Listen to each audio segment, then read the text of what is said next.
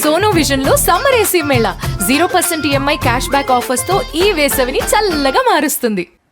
నేనేం తప్పు చేశాను ఒకటి చెప్పానండి, ఒక్కటే. మిమ్మల్ని మాక్సిమం రాజకీయాల్లో ఎవరు అన్యాయంగా అనలేదులే కదా, ఎప్పుడు అనలేదు, ఎవరు అనలేదు. కాబట్టి వాళ్ళు కూడా ఎవరు అనలేరు మిమ్మల్ని.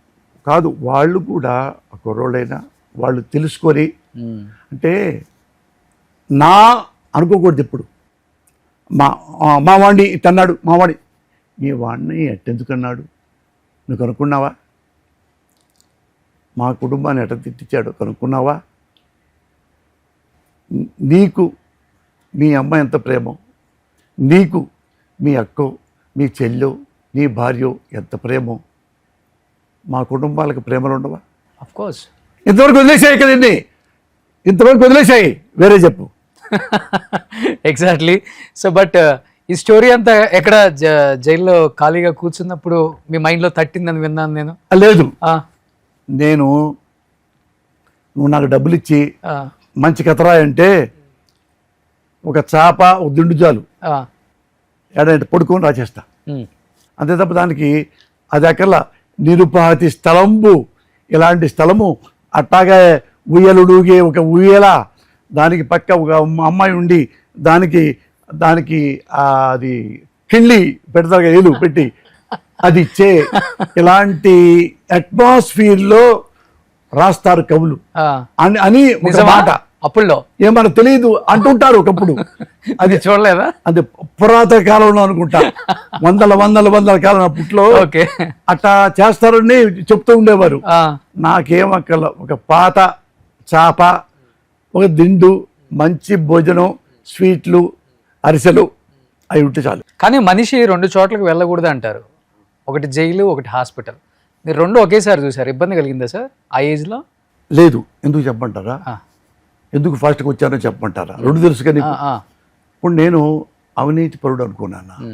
మోసాలు చేశాడు, దేశద్రోహం చేశాడు, కన్నింగ్ ఫెలో, అమ్మాయిలు తార్చాడు, బేవర్స్ ఫెలో, ఇవన్నీ ఏ సాక్ష్యాలు ఉంటే జైల్లోకి వెళ్ళాడు అంటే అది నేను సిగ్గుపడాలి. ఓకే, నేను ఏ తప్పు చేయకుండా, నేను ఏమీ చేయకుండా పోసాని నోరు పెద్దది, దాన్ని మూసేస్తే బాగుంటుంది, దాన్ని తగ్గించుకుంటే బాగుంటుంది, తగ్గిస్తే.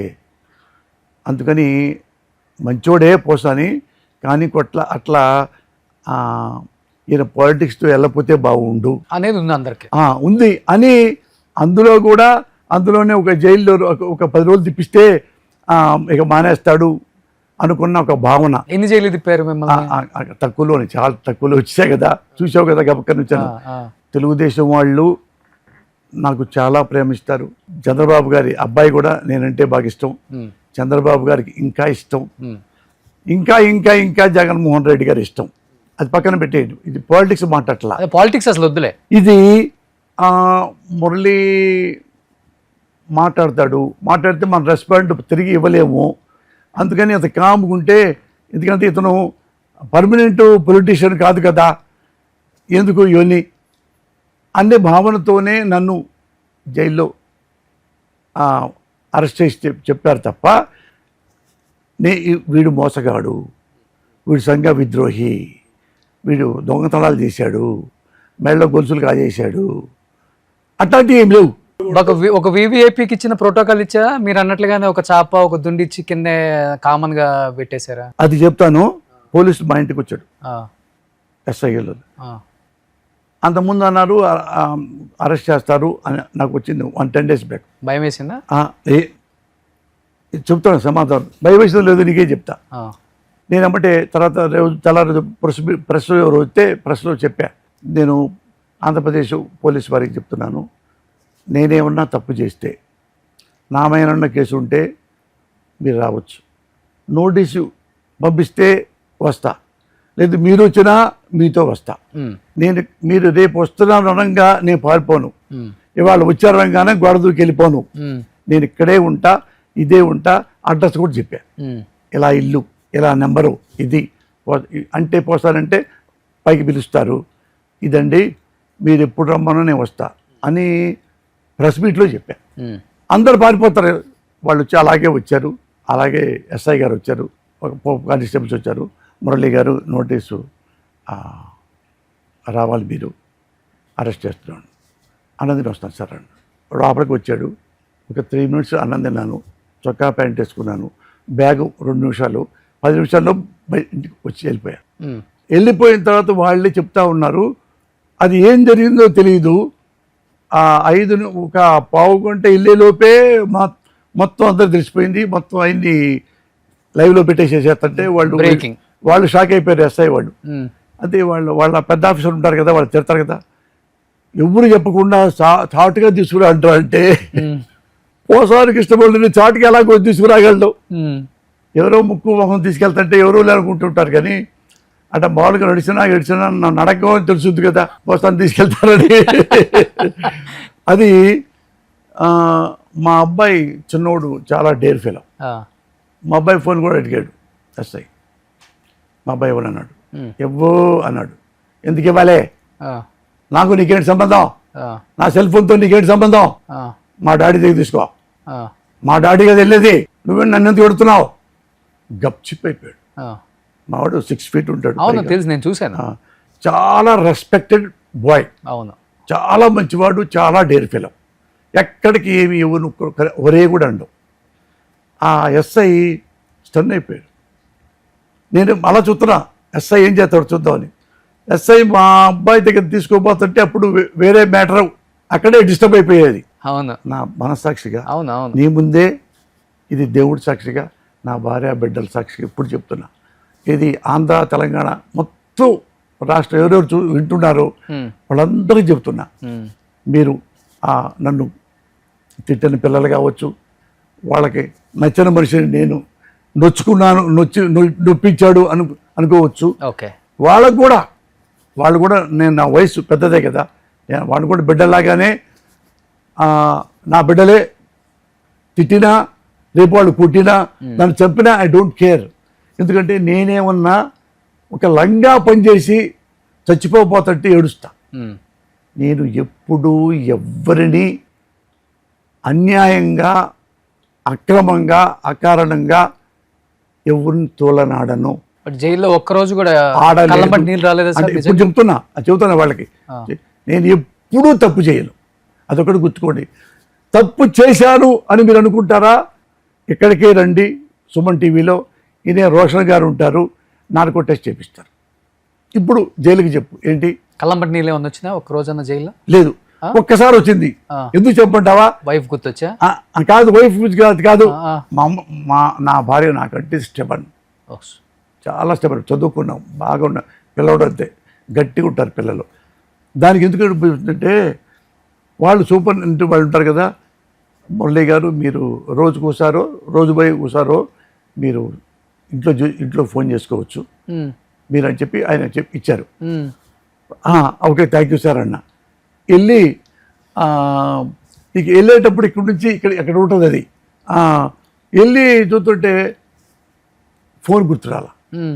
ఇప్పుడు నా దగ్గర ఫోన్ ఉంది కదా, ఈ ఫోన్ ఉంది, నువ్వు నమ్మవు కదా, మీరు ఫస్ట్ నుంచి ఇదే వాడతారు. ఇదే నాకే తప్ప నాకేం తెలియదు, వాట్సాప్ కూడా తెలియదు. వాట్సాప్ కానీ ఇంకోటి కానీ ఫస్ట్ నుంచి కూడా అంతేనా? అప్పుడు అంతే, కింద పడుద్ది, 3 ముక్కలు అవుతుంది, వాళ్ళు పెట్టుకుని వెళ్ళిపోతా అంతే. 1500 అప్పట్లో ఎవరుకుంటా, అది అప్పటికి ఇదే. ఏతాలైంది ఆ ఫోన్ కొని? ఎప్పుడో నోకియా పుట్టినప్పుడు కొన్నా. అయిపోయిందా? అది వెళ్ళిన తర్వాత ఫోన్ లేదు. ఇప్పుడు నాకు ఉంది కదా ఈ ఫోన్, నాకు తెలీదు. అక్కడే పోలీసు ఎస్పీ గారు నంబలా, ఏంటి సార్ మీరు మీ నెంబర్ ఏమంటే తెలియదు అంటారేంటి? నిజంగా తెలియదు సార్. ఇంకా సాక్ష్యం చెప్పడానికి ఏంటంటే మీరు నార్కో టెస్ట్ చేయించుకోవడం తప్ప వేరే మార్గం లేదు. నిజంగా నా నెంబర్ నాకు తెలియదు నాన్న. అవును, దేవుడు సాక్షి. అవును, తెలుసు నాకు కూడా. అది నేను మా ఆవిడ అంటే ఏమండి, మా ఆవిడ నెంబర్ తెలియట్లేదు సార్. అదేంటి సార్ మీ ఆవిడ నెంబర్ తెలియదు సార్ అంటే, మీ అబ్బాయి వాళ్ళ అబ్బాయి, ఈ అబ్బాయి తెలియలా, ఇంకొక కొడుకు తెలియలా, వాడి నెంబర్ తెలియదు, నా ఫ్రెండ్స్ నెంబర్ తెలియదు. నెంబర్ టైం అయ్యి అప్పుడు అట్లా ఒక అరగంట ట్రై చేసి అప్పుడు నాకు కన్నీళ్ళు వచ్చినాయి. ఫోన్ కూడా నేను ఎట్లా కొట్టుకున్నా, ఫోన్ నెంబర్ కూడా భార్య ఫోన్ కూడా నెంబర్ కూడా తెలియచ్చావుదా నాకు అని ఫీల్ అయ్యి కన్నీళ్ళు పెట్టుకుంటే గార్డ్ గారు ఏం పర్లేదు సార్ కాసేపు ఆలోచించండి, ఇంకేం ఆలోచించండి, ఇంకా వేరే ఉన్నాయో చూడండి ఆలోచించండి అని కూర్చోబెట్టాడు బాబు. ఎక్కడ పెట్టాలి తెలియక ఏంటంటే ఒక నెంబర్ గుర్తొచ్చింది. నా క్లాస్మేట్ సిఐ పూర్ణచంద్రరావు అని మా చార్ట్ అకౌంటెంట్ ప్లస్ నా క్లాస్మేట్ చిన్నప్పటి నుంచి అమ్మాయి అని 9848135481 అని పెట్టడం పెట్టేశా. వాడు అమెరికా వెళ్ళిపోయాడు. ఓకే, అమెరికా వెళ్ళిపోయాడు. ఎక్కడో లక్కీ రాలేదు అనుకుంటా. తర్వాత మావిడ చెప్పిందా చేసిందా అంటే ఏంటండి చేయట్లేదంటే ఫోన్ లేదబ్బా నీది, నీ నెంబర్ తెలియక పిల్లోడి నెంబర్ తెలియక అప్పుడు నాకు ఏడుపు వచ్చింది అన్న. అయ్యో అదే పని చేయండి అయితే అని. ఇది లేదు, దీన్ని మావిడ ఇంటికి వచ్చినాక దీని వెనక పేపర్ వేసి దీని నెంబర్ ఇచ్చింది మావిడ. ఎవరు అడిగితే చెప్పిండి అది ఉంది ఇంట్లో చూడు రేపు రా మా ఇంటికి చూపిస్తుంది. నోకియా 2 ఉన్నాయి, అదే రాసుకొని అది చూపిస్తే అప్పుడు నమ్మాడు సూపరింటెండెంట్ గారు. కాదు, సినిమాలకు స్క్రిప్ట్ రైటరు, ఇన్ని సినిమాలు డైరెక్ట్ చేశారు, ఫోన్ నెంబరు 10 అంకెలు గుర్తు పెట్టుకోలేకపోయారు ఎందుకు? మీ ఆవిడది కానీ మీది కానీ కనీసం పెద్దగా వాడినాం, పెద్దగా వాడినాం. ఏదో వాళ్ళు మాట్లాడితే పెట్టేస్తా. నేను మళ్ళా ఇంట్లోనే ఎక్కువ, ఇల్లు సినిమా, అది తప్ప నాకేం తెలియదు. ఎన్ని గంటలు నిద్రపోయే వాళ్ళు జైల్లో? నిద్ర వచ్చేదా? ఒక్కసారి ఎప్పుడు గొరకబెట్టి పడుకునేవాడిని, బ్రహ్మాండంగా పడుకుంటా. కాకపోతే ఏంటంటే 4 సార్లు 5 సార్లు స్నానం చేస్తా.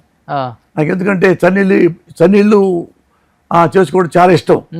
అంటే పొద్దున్నే చేస్తా, మళ్ళీ 12కి చేస్తా, మళ్ళీ 4ంటికి చేస్తా, మళ్ళీ 9ంటికి, మళ్ళీ మధ్యాహ్నం నైట్ 10-10:30 ఆ టైం పడుకొని నిద్రపోతా. పొద్దున్న లేచా అంతే. ఎప్పుడైనా మంచం మీద పడుకున్నానా, బెడ్ మీద పడుకున్నానా 5 నిమిషాల్లో క్లోజ్. మీకు బీపీ షుగర్ ఇలాంటివి ఏం లేవు? ఏం లేవు. మరి మీరు అరెస్ట్ అయినప్పుడు ఎక్కువ కొన్ని హెడ్లైన్స్ చూశాను, ఆరోగ్యం కొంచెం సహకరించట్లేదు, హెల్త్ చెకప్స్ చేపించాలి పోసాని గారికి. నువ్వు నీకంటే పరిగెత్తాయి నేను ఇప్పుడు. అవును, నీకంటే ఎక్కువ పరిగెత్తా. అది తెలుసా? అదే మరి నేను అందుకని అడుగుతున్నాను. అది అలాంటి ఏం లేవు.